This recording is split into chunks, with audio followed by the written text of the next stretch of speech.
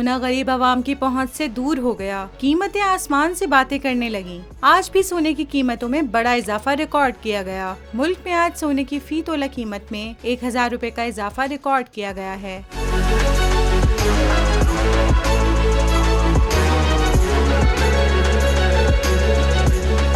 All Pakistan jewellers manufacturers association की जानिब से जारी करदा आदाद-ओ-शुमार के मुताबिक मुल्क भर में सोने की फी तोला कीमत 1000 रुपए इजाफे के बाद 2,43,300 रुपए हो गई है, जबकि 10 ग्राम सोने की कीमत 857 रुपए इजाफे के बाद 2,08,590 रुपए हो गई है।